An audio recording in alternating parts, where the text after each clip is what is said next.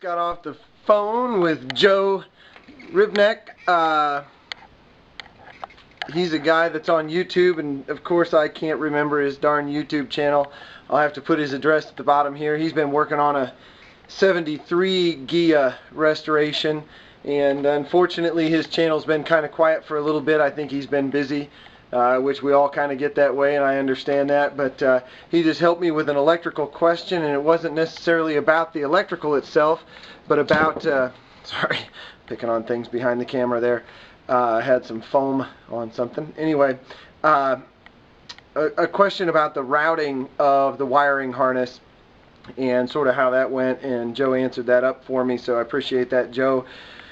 So I have uncovered our car, and we are going to be working in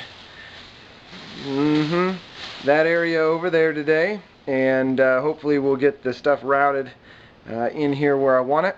So I've got 11:18 is what the clock is showing over there. So we're probably going to spend about an hour, maybe a little bit more, but not much. We're going to get ripping on the installation of this electrical system. Joe told me that this harness here just sits barely underneath this lip right here. There's not a lot of room. I thought it slid all the way under there, but he said it just kind of sits in there a little bit, kind of half in, half out. This is the plate that covers it up. So at the end of the day, I got to make sure that all that works. He said there was kind of a little clip there, a little half clip there, and a half clip in the back. So I may have to go to the auto parts store. There's, you know, maybe I think the wire goes through here, so it's just going to kind of ride above my stuff here. So when I weld that in, I'll have to be real careful, and then we'll probably just, you know, tack it a few times and then seam seal it. I'm not worried about it being welded in real tight. So anyway, that's that. We'll see what we can get done here in the next hour.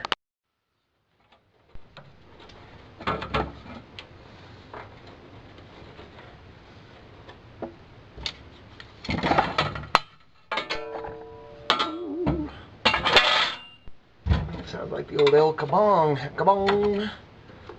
I don't know if this will work or not.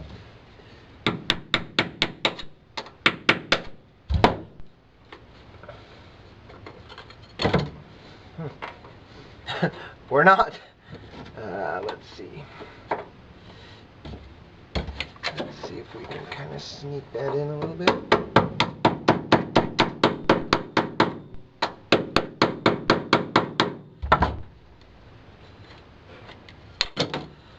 Yeah, that snuck that in. I like that. I like that a lot. Let's see if we can do that right there.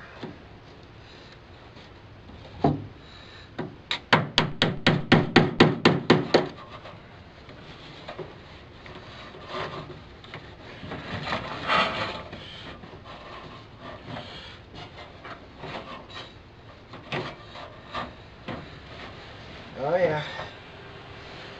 Like it. Just wanted to remind everybody of this. This is my alligator clip. Here we go. I want to make sure that's in the camera. My alligator clip hooked to a buzzer, hooked to a battery, hooked to another alligator clip. So there you go. We can test it. I've got a red and white wire, which I know goes from the battery directly to the fuse block. That's the main. Then I've got a red and black one here in my left hand that goes from the starter switch, the ignition switch, directly to the starter. Then I've got this little red wire over here coming out of the same group that I couldn't figure out where it went to. And I was looking under the front of the car, and there's no red wire. I don't know if you guys can see it. I think I keep getting out of frame. So I looked further down, and there's this little cut off red wire right here.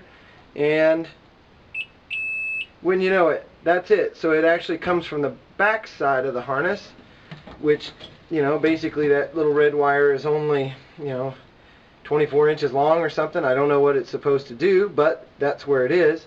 So we're going to drop the battery wire in the back seat. So I'm going to have to open up the jacket here and kind of pull it out. And then I'm going to drop a couple other wires back in there for a fan and for something else. I can't remember what. Maybe stereo power or something. No, not stereo. Anyway, I'll figure it out here quick. Sometimes I'd rather be lucky than good. I cut a little hole right here so I could pull out my red and white wire and my red and black wire for the starter, and then I got a blue and black wire I need to pull out. My red and white wire just happened to be right on top, so we're going to sneak that out of there, hopefully, and run it back around underneath our rear seat. So this is the rear seat area right there.